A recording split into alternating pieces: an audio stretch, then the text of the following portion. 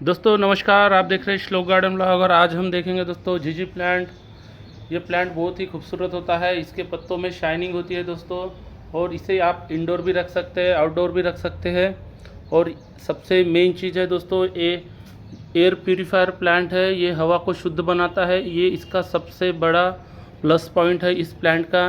और एक दिखने में तो बहुत ही सुंदर दिखता है दोस्तों, जो आप देख रहे हैं। तो हमने दोस्तों इस प्लांट के कुछ जो ब्रांचेस थे, जिसके पत्ते कम हो गए थे और ब्रांचेस पुरानी हो गई थी, उन ब्रांचेस को हमने कट कर दिया है, जो ब्रांचेस आपके सामने है। तो आज हम इन ब्रांचेस को कैसे ग्रो करते हैं तो वो देखेंगे, तथा इस प्लांट के बारे में भी कुछ जानकारी लेंगे। तो सबसे पहला मुद्दा आता है, हम इसके ढेरों प्लांट कैसे बना सकते हैं एक प्लांट से। क्योंकि आज हम आपको कटिंग ही ग्रो करके दिखाने वाले, तो सबसे पहले हम उसी मुद्दे के ऊपर चर्चा करेंगे।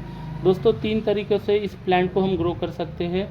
एक तो दोस्तों लीव के द्वारा, जो आप देख रहे हैं, हमने लीव को भी ग्रो करके रखा है। इसे लीव से भी ग्रो कर सकते हैं, तथा इसको हम ये जो कटिंग्स आपके सामने है, इन कटिंग से भी इसे ग्रो कर सकते हैं।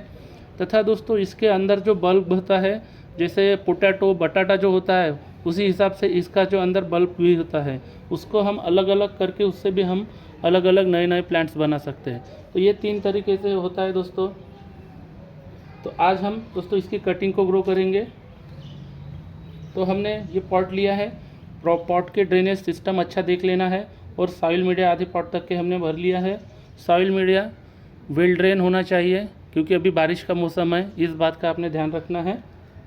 तो बाद में आधे पॉट तक के हमने सॉइल मीडिया भर लिया है दोस्तों। अब इस कटिंग्स को हमने नीचे में फंगीसाइड लगा दिया है। और इस प्रकार कम से कम 2 से 3 से 4 इंच दोस्तों कटिंग सॉइल मीडिया में जानी चाहिए। इस चीज़ का ध्यान रखना है। कुछ इस तरह से हम सभी कटिंग्स को दोस्तों अंदर रख देंगे 1 बाय 1। और इसका रिज़ल्ट मैं आपको दिखाऊंगा। जो मैंने कुछ पहले कटिंग्स को ग्रो करके रखा था, उसका भी रिज़ल्ट मैं आपको दिखा देता हूं दोस्तों। और ऊपर से हम सॉइल मीडिया को डाल देते हैं।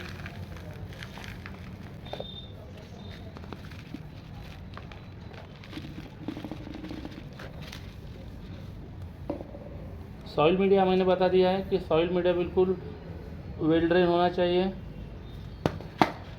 इस तरह से कटिंग्स को लगा देना है। आपकी कटिंग आराम से ग्रो हो जाएगी। तो ये हो गया दोस्तों तरीका। इसके बाद हमें क्या करना है, इसके ऊपर वाटरिंग करना है इसको हमें, और सेमी शेड एरिया में रखना है दोस्तों। जैसे हम ये कटिंग्स को लगाते हैं, तो इसे वाटरिंग करने के बाद सेमी शेड एरिया में ही रखना है, जब तक इसके रूट्स अच्छे निकल नहीं जाते और हमारे प्लांट बिल्कुल तरोताज़ा नहीं बन जाते, तब तक इसे सेमी शेड में रखें, धूप में ना निकालें। इस चीज़ का ध्यान रखना है।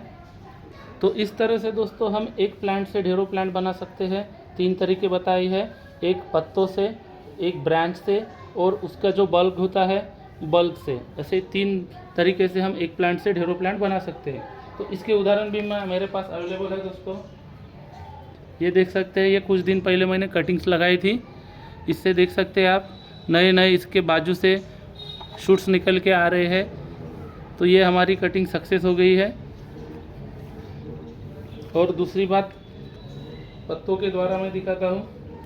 ये हमने जो जितने भी प्लांट्स हमारे इस पॉट में निकले हैं, सभी के सभी लीव्स से हमने इसे तैयार किए हैं। ये देख सकते हैं, ये लीव्स। तो लीव्स का तरीका होता है दोस्तों, आप सॉइल मीडिया में भी लगा के उसको ग्रो कर सकते हैं, या वाटर में भी, पानी में भी उससे डाल के ग्रो कर सकते हैं। तो उसके कुछ वीडियो मेरे चैनल पर मैंने डाले हैं, पानी में कैसे ग्रो किए जाते हैं पत्तों को। तो वो भी वीडियो आप देख सकते हैं। तो आपने अभी दोस्तों देख लिया कि हमने एक प्लांट से ढेरों प्लांट कैसे बनाए हैं। उसके 3 तरीके, एक लीव द्वारा, एक ब्रांच द्वारा, एक बल्ब द्वारा। अब हम आते हैं इसके केयर के तरफ दोस्तों। इसकी केयर क्या करनी है, तो सबसे पहला मुद्दा आता है सनलाइट। तो दोस्तों इससे सनलाइट ज़्यादा, जो हाई टेम्परेचर होता है, जैसे 40 से 45 के ऊपर का, तो इसमें इस प्लांट को ना रखें। इसके पत्ते जो होते हैं बर्न होना चालू हो जाते हैं, इसलिए ज़्यादा धूप में इसको मत रखिए। इसे आप सेमी शेड में रख सकते हैं। सेमी शेड में ये बहुत ही अच्छे से ग्रो करता है। और अगर इंडोर रखना चाहते हैं तो 2-3 दिन में आप दोस्तों इसे बाहर निकालते जाइए, या आपके खिड़की में अगर कहीं से धूप आती है या अच्छा उजाला आता है, तो वहाँ पे भी आप इसे रख सकते हैं। अच्छे से ये ग्रो हो जाता है। अब आती है दोस्तों दूसरी बात, वाटरिंग की। तो इसे ओवर वाटर ज़्यादा पसंद नहीं है, क्योंकि इसके बल्ब में ही पानी स्टोर अच्छा रहता है। तो इसलिए दोस्तों इसका सॉइल मीडिया में मॉइस्चर बना रहे, इस चीज़ का ध्यान रखना है और उसी हिसाब से हमें हमारे प्लांट को वाटरिंग करनी है। अब हम आते हैं दोस्तों तीसरा मुद्दा फर्टिलाइज़र का। तो इसे फर्टिलाइज़र की कोई ज़्यादा आवश्यकता नहीं है, बहुत ही हार्डी प्लांट है, बहुत मस्त मोला प्लांट है दोस्तों, इसको ज़्यादा केयर करने की भी ज़रूरत नहीं है। फिर भी इसे आप अगर फर्टिलाइज़र देना चाहते हैं तो सबसे मेन बात है दोस्तों, इसमें फ्लावरिंग नहीं होती, इसके पत्ते ही इसकी खूबसूरती है दोस्तों। इसके पत्ते जितने बड़े रहेंगे और शाइनी करेंगे, ये इतना प्लांट सुंदर दिखता है। इसलिए आप इसे NPK दीजिए। NPK में नाइट्रोजन, फास्फोरस, पोटेशियम सभी चीज़ें होती है, बैलेंस फर्टिलाइज़र है जिस प्लांट के ग्रोथ के लिए। और इसके अलावा दोस्तों इसे आप कंपोस्ट या वर्मी कंपोस्ट कुछ भी दे सकते हैं, या काउडंग भी दे सकते हैं। हर 2 से 3 महीने में एक बार दीजिए, प्लांट आपका सालों साल चलेगा और आपको ढेरों प्लांट बना के भी देगा। अब हम आते हैं इसके ऊपर, अगर कुछ फंगस आता है, इंसेक्ट आता है तो हम क्या करेंगे। तो ज़्यादातर इसके ऊपर मिलीबग्स का अटैक आपको बीच बीच में कहीं पे दिखने को मिलता है।